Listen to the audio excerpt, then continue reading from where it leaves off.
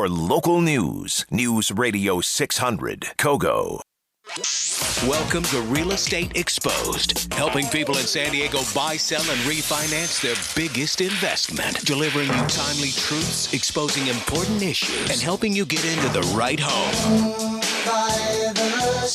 Real Estate Exposed. I'm gonna make this place your home. Here are your hosts, real estate expert Daniel Beer, top-ranked professional by sales volume at one of San Diego's largest brokerages, and his mortgage partner, Todd with over $2 billion in funded loans.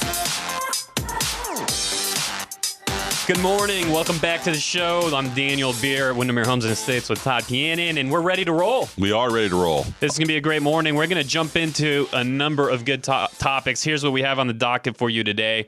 We're going to challenge the mindset of people who assume it's going to be best to list with the quote-unquote neighborhood expert. Right. What does that mean? Why? And we're going to debunk that myth. We're going to also jump into why it's dangerous to commoditize your mortgage. Todd, are you a commodity? I'm not a commodity. Well, some people think so. Yep. You might think so listening. We're going to tell you why that's going to possibly cost you a lot of grief, and it's a big mistake. And then also, we are going to talk about what really, just from a business perspective, from a mindset and organizational perspective, what really does make a top agent. And the reason that's important to understand is because when you go out there to hire somebody, you may not realize just how dramatically different the world of a top agent is versus one that's not. And that explains why real estate is a 95-5 business, meaning 5% of the agents are literally doing 95% of the business. I can't wait to hear about that. That's going to be pretty exciting. But Todd, right now there's a lot of craziness going on with corruption in our society, leading off with FIFA. I know. I was listening to Rush Limbaugh, who's on the station right now. He's a fellow co-host here on KOGO. I know, and he's talking about it. He's talking about all the craziness that's going on. I mean, for the Brazil FIFA event, did you know they built a stadium that cost them $270 million in the middle of a rainforest that basically they did it for 4 soccer games, Dan. 4 soccer games. Yeah, so this is an area where there's literally no society of any kind to sustain a stadium. It's in the middle of the jungle. Did you see? I mean, have you seen pictures of how people live out there? It's absolutely astonishing, and it's relevant to us because it's all about corruption and how that ended up being. But also, you'd be surprised the channels that it can trickle into, including effects on our own economy because of what happens when we lose World Cup bids to countries like Qatar, of all places. Right. I mean, it makes me so angry that these guys, FIFA, which, fortunately in Zurich this week, we saw they got arrested for the bribery and all this other craziness that's going on. But I mean, even look at what happened with the Qatar bid. I mean, the United States was up for the World Cup in 2022, and we lost the bid to Qatar, which, I mean... Isn't it about 120 degrees there in the summer? It is. I don't know how you get soccer players to play soccer at 120 degrees. I mean, this is super frustrating to me, and it was even frustrating to Bill Clinton. Well, Bill Clinton, and here's the thing, okay? I've never been dramatically on one side of the aisle or the other, but I have to say, where there's smoke, sometimes there's fire, and there just is a little bit too much smoke because, the Clinton Foundation, yep, which our friend Rush refers to as the Clinton Crime Foundation, the Clinton Foundation is very much involved with donations coming in from places like Qatar, and here's what's interesting is, Bill was lobbying so hard for the United States to get it, right, to get the bid. He wanted it so much that he's rumored to have actually shattered a mirror. Well, because it would help our economy. It would help, tourism. It would bring, he was doing it for the betterment of the United States. I mean, not him personally. He was literally rumored to shatter this mirror out of anger. Wow. And you're right. That's why he was doing it. Right.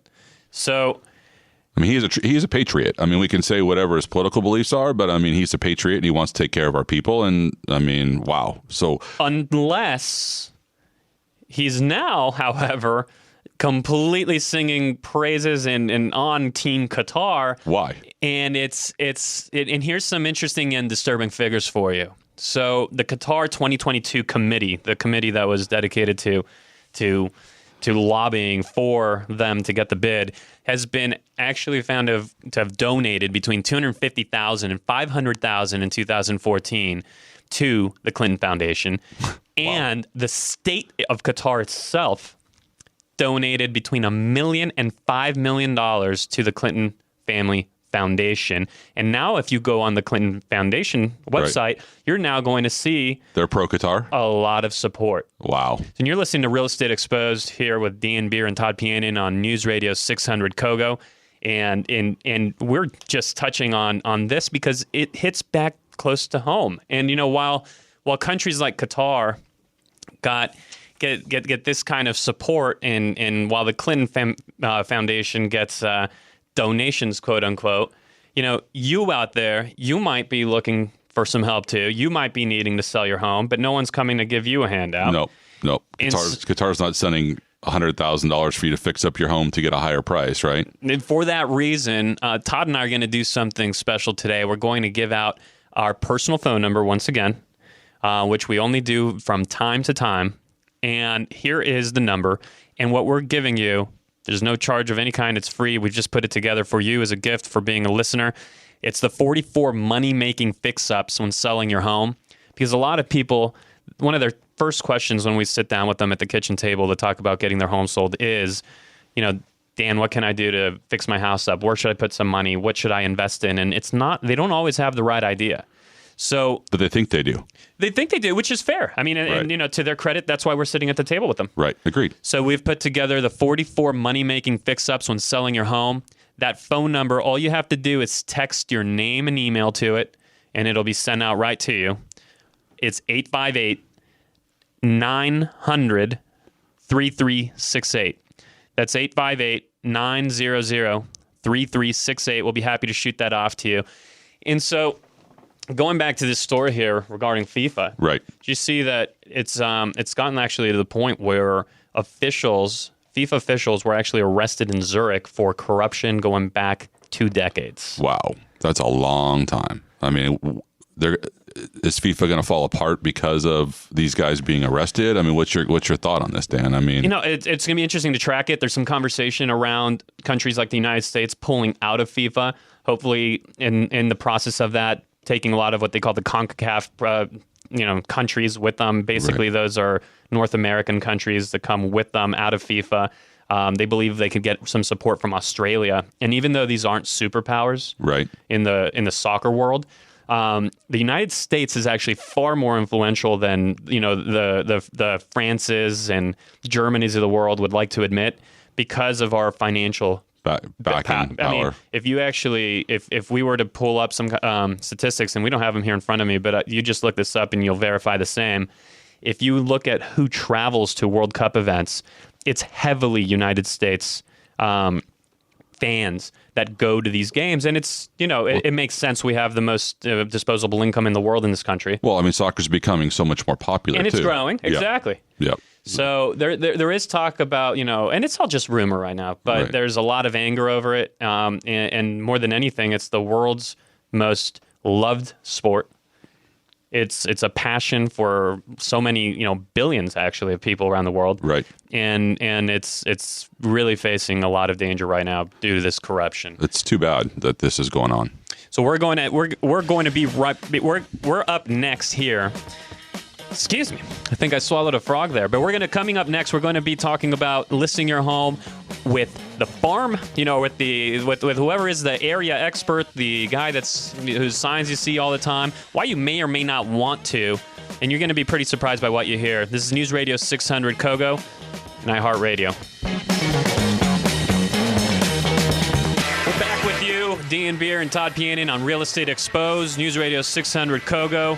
We're giving away the 44 money-making fix-ups when selling your home today, and that phone number to email your name and number to is 858-900-3368.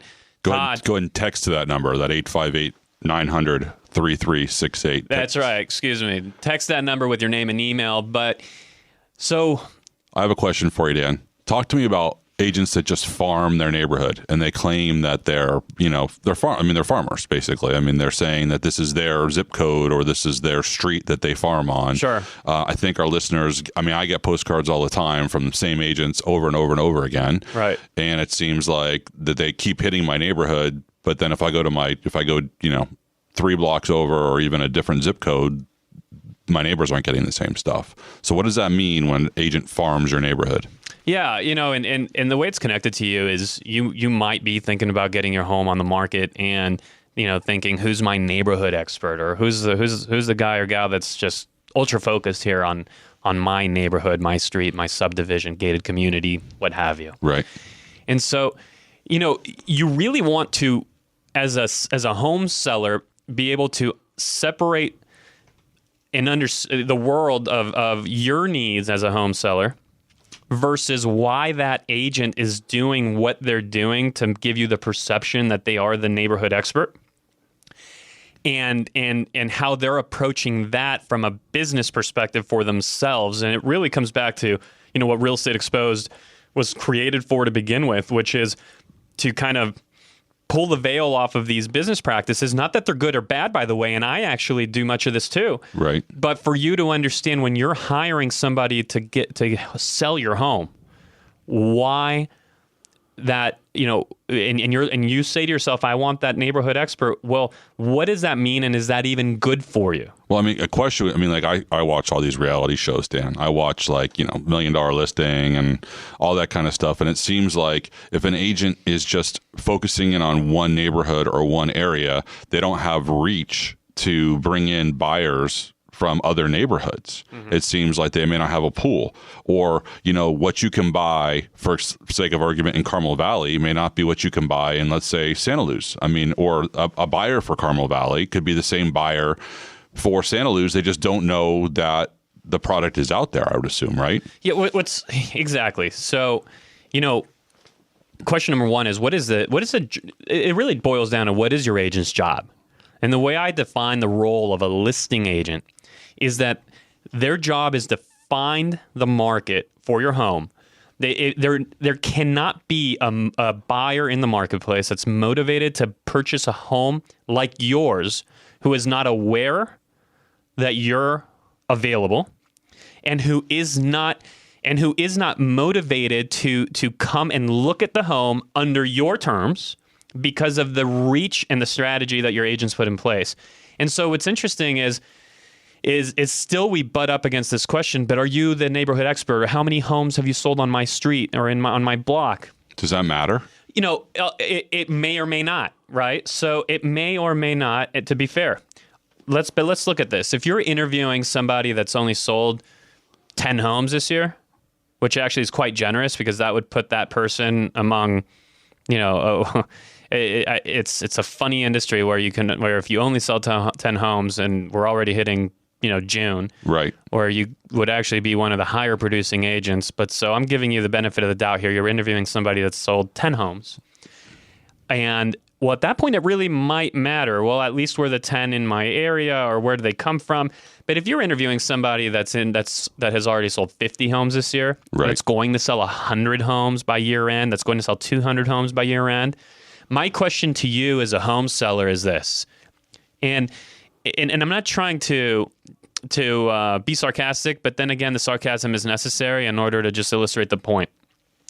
If you're interviewing a person that's on track to sell 100 to 150, 200 homes this year, do you believe that there's a magic marketing plan that they're using that just works in all of San Diego County, but just unfortunately is no good for your street? Or for your house, or for your floor plan, right? And if you want to kind of flip that script a little bit and look at it from the other side, do you actually believe that your street, your property, your location is unique enough that there's a magic formula out there that only the quote unquote neighborhood specialist knows how to crack, and only works for your home, but wouldn't work for all of the rest of San Diego County? Right? I mean, what I see like, if I drive through my neighborhood, you see the same signs. You see signs from people that, list in the neighborhood over and over again. The thing that I find, funny about it is, let's say I see one of you, I don't mean to toot your horn, but I see your sign pop up, and within, let's call it 5 to 10 days, it's a sold sign pops on top of it. So it's all about what's the reach of that agent. Right. Okay. Again, going back to the question, what is the agent's job? It's to find the market for your house. Right. So if you're hiring an agent who happens to actually be an expert in your area, but more importantly, much more importantly, has a broad reach across the county, has a referral network of agents, top agents around the country, and who can really cast a wide net, who is day in, day out generating buyer contacts so that they could actually bring them, filter through them and bring them to your home. That's what you're hiring the person for. So if the neighborhood expert happens to be that person too, right, great. But if not, I have news for you. I could take a listing 30 miles from my office, as I have very recently, right, and have the property sold full price in a very short period of time, meaning in under a week. Because of your marketing plan. Because because I have a marketing plan that works there and everywhere else in San Diego County. It's a plan that works, but I have a wide reach. And most importantly, one of the first things I do is I'll call the neighborhood expert. I'll call the guy that has the T-shirt with your subdivision's name on it, right, and I'm going to let them know about your house. And here's the thing. If somebody is actually only focused in your neighborhood, well, regardless of who lists the house, they're going to know your home is for sale. Regardless of who lists the house, their buyers are going to be aware. Right. Their buyers are going to have opportunity to come and buy your home, but only if you list your house with somebody with a wide, provable reach. And it's not just a story you're told, that you could actually see it, touch it, and then it's documented in their systems, and they're happy to open them up for you. So as a seller, what's the question I ask? If I interview, let's expose it. What would be the one question I should ask Dan? Well, I'd want to know, what is the source of your buyers? How many are you working with? How many how many buyer contacts do you generate per day? What are you focused on? See, these are the things you want to understand, right? Because if that person's only focus is simply getting more for sale signs in your neighborhood, the list and pray, you mean? Well, yeah, I mean, if that's their focus and that's what their entire business plan is structured around, then when you give them a sign in your yard, you're simply you're allowing them to make a living by putting up signs in your yard and then doing the list and pray plan, where they simply list the home, photograph it, and wait for people like myself who actually have deep buyer pools to come and sell the house. And they just get more advertising, right? I mean, that's really what the story is. And you're listening to Real Estate Exposed on News Radio 600 KOGO, and we are giving away through our personal number that you can go ahead and text us at. We're going to shoot it right off to you. The number is 858-900-3368. We have the 44 money-making fix-ups when selling your home. This is a free special report that we've put together for you, our listeners. And so it's we love doing this kind of thing. We love writing. We love putting together good data. We love putting good content out there that's going to benefit you. We love giving away stuff for free to our listeners. I mean, that's the most important thing, right? We're trying to help you. We're not trying to hurt you. We're trying to give you the data and the tools to be able to make the right decisions and to hire the right professionals when you list or sell your house or get a mortgage or whatever you do. And to do it in a really unobtrusive way, this is easy. You just simply you're simply going to text your name and email to 858-900-3368. Our office will immediately shoot off to you the 44 money-making fix-ups when selling your home. It's a free special report that we've put together for you, and it's awesome. I mean, there's things in here that you'd be surprised. For example, people often say, well, should I put crown molding up? Not really, because we don't think you're going to get a good return on that. Right. But there's other things you should be doing, and there's very specific way in which you should be doing them that's going to earn you that return. So coming up next, we're going to be talking about why it's dangerous to commoditize your mortgage. Commoditizing your mortgage is a critical mistake that a lot of people make, and they need to understand the difference between rate, value, performance, and follow through. Yep. We're going to be here next with that. News Radio 600 KOGO, iHeartRadio.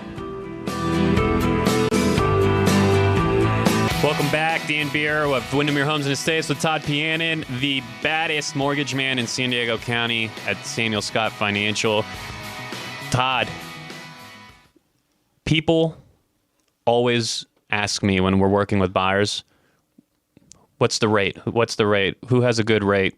Rate.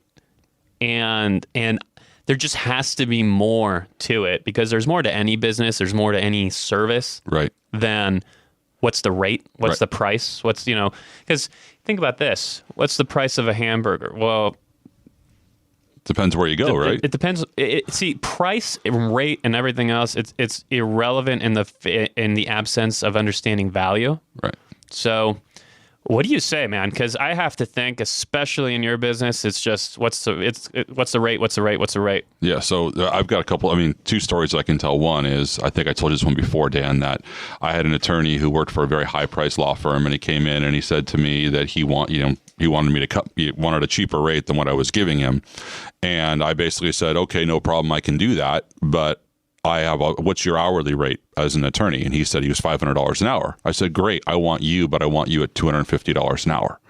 And basically he said to me, no, my rate's $500 an hour. I said, so if your rate's $500 an hour, why are you cutting my fee and my rate down by half because you want a cheaper rate? And he got it and he understood, and I've done 5 loans for him and his family since that day, because there's a nuance. I mean, doing mortgages today is not as easy as it was even 5 years ago. I mean, I don't know how many listings you've had or how many transactions you've done this year, Dan, that have fallen out because they couldn't get the loan, because the person was chasing rate and not chasing somebody who is going to be able to figure out how to do their loan in the right way. Yeah, we've had a number of those, and I'd love to jump into that in a moment, but I'm going to challenge you here, because I want to understand it is normal, is it not, that somebody would want the lowest rate? Correct. But at what point does that get overemphasized versus whatever else is important? I guess the question is, what else is important? Well, I mean, there's different guidelines for different investors, right? And so meaning that just because somebody can quote you the cheapest rate doesn't mean that you're going to be able to get approved for that rate.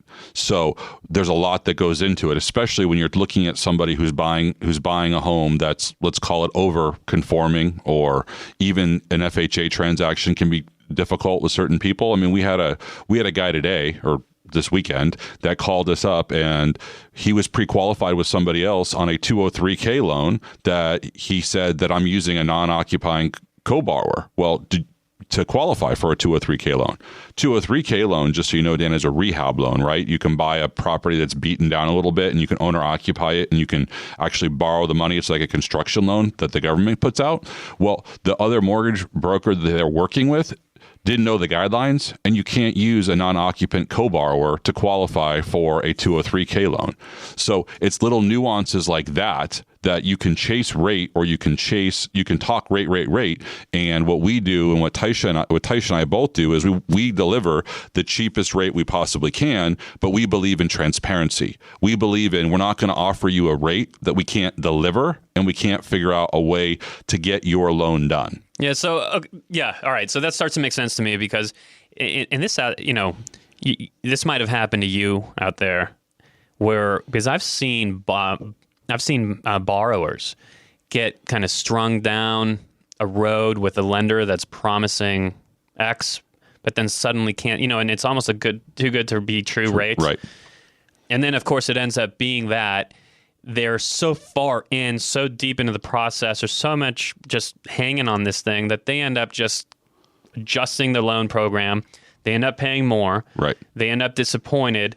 And yet that, I will say, that loan officer, though, still got the business and still makes money and goes and feeds his family and skips off on his merry way, while people like you, just being upfront in the beginning to let them know exactly what they can expect, will sometimes lose that deal, just because of your just because of your higher level business practice. Well, we could lose the deal, but sometimes we get the deal back, right? Sometimes you get it back when I come call and say, yeah, exactly. You know, we had a deal. Yeah. We had a deal last month that basically the client was going to go with a big bank, and it was 2 weeks into the transaction. They had a lower rate, and they were offering a bigger credit. And 2 weeks in the transaction, Taish and I just reached out to the client and said, "Hey, how are things going?" He's like, "I have no idea. I haven't heard from my lender, and I got to close in 2 weeks." I guess it's no different from when I'm sitting down with the home seller. I let them know, we look at the facts. The beautiful thing about pricing out a home is that it's all of the historical sales. It's all fact. It's all black and white. You can look at it, and so sometimes when people want to live in their own world, we'll wish them the very best, but we're often back at that table 6 months later when it turns out that they actually have to.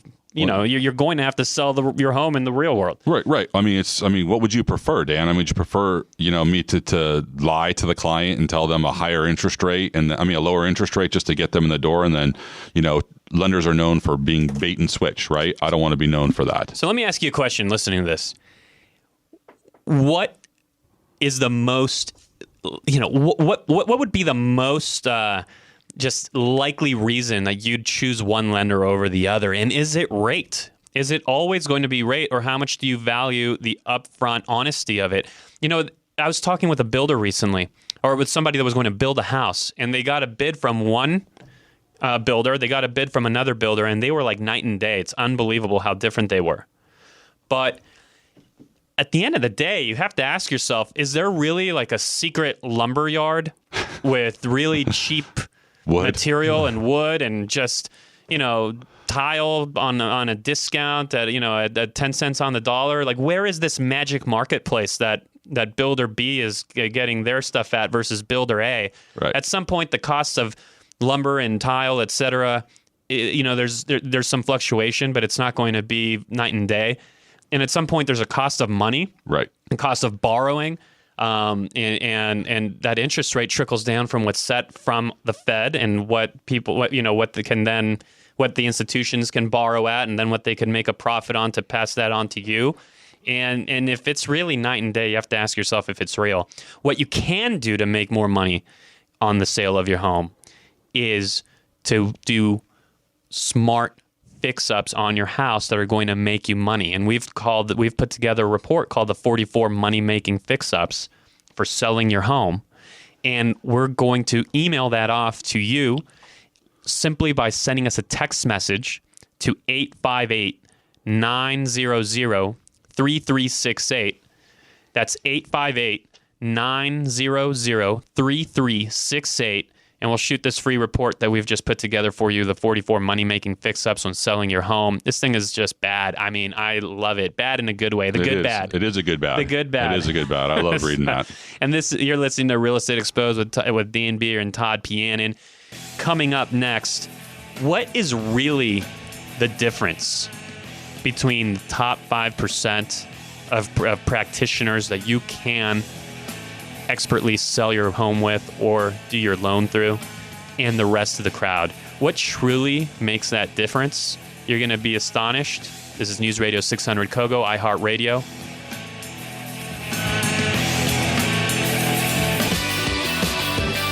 Welcome back. We're finishing off our morning here with you on Real Estate Exposed, and it's time for us to really understand. We talk a lot about the difference between the good and the bad, the people that do a good job for you and the people that don't, right. The people that actually have a lot of experience that you could borrow and those that pretend. But what's really the difference between, that top 5% or truly even that top 1% versus the rest of the crowd? Well, I have a question. I mean, don't they say it's the 80-20 rule, Dan?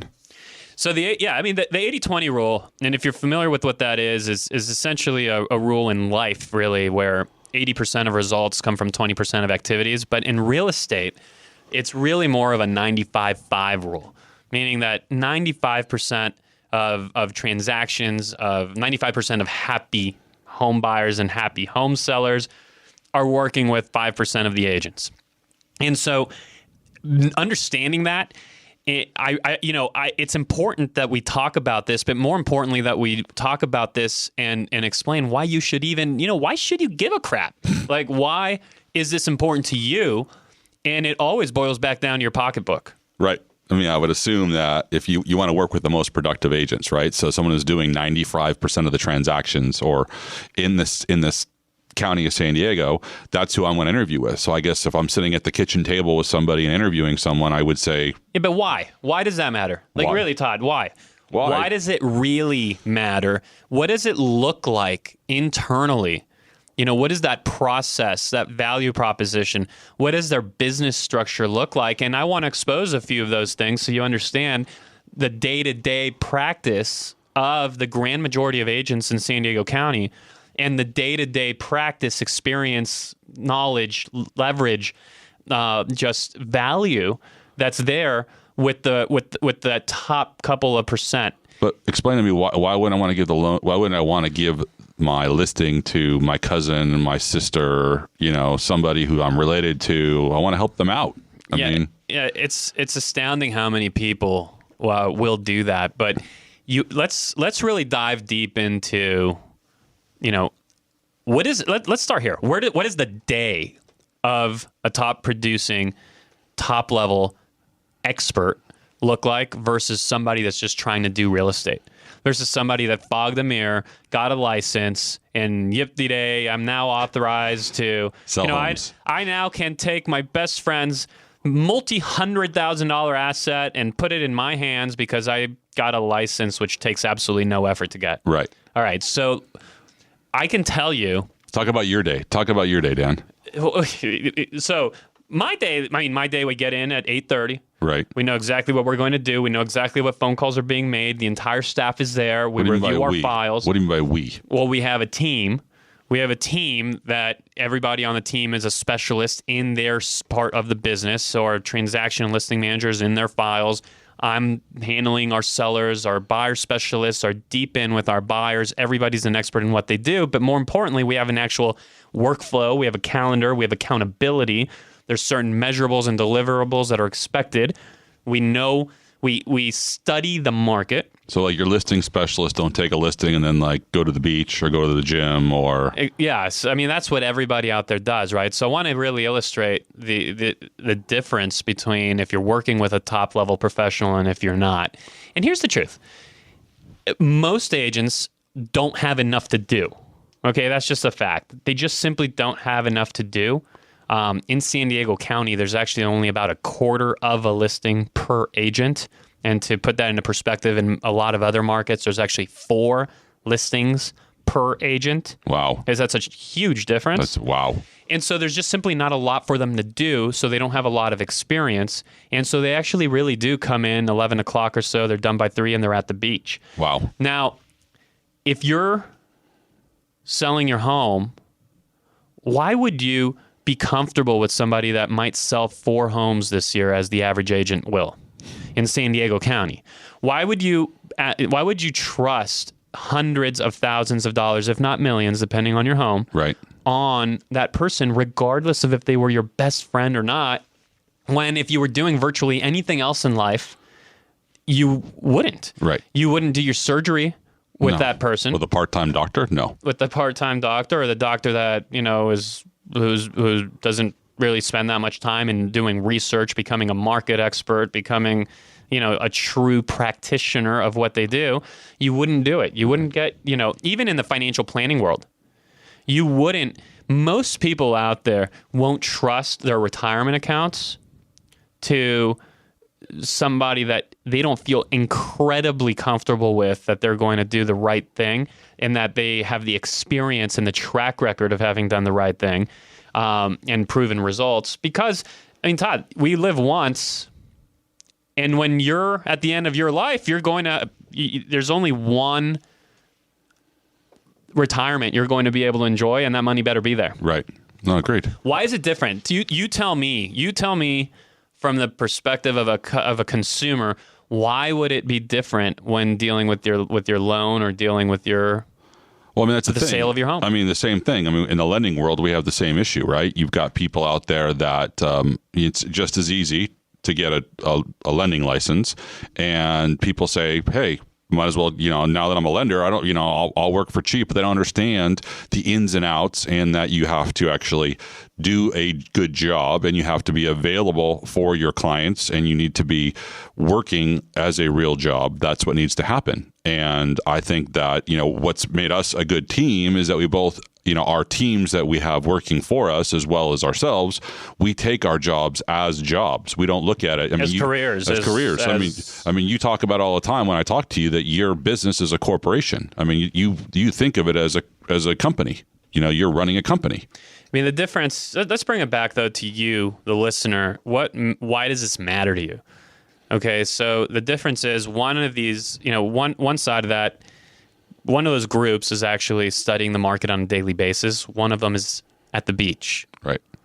One of those groups, or driving carpool, which I don't want to kind of be upset about, but I mean, and one of those groups is sharpening their skills and taking negotiating classes and always staying on top of the industry and ahead of their peers. Right. The other, look, I'm going to get away from at the beach.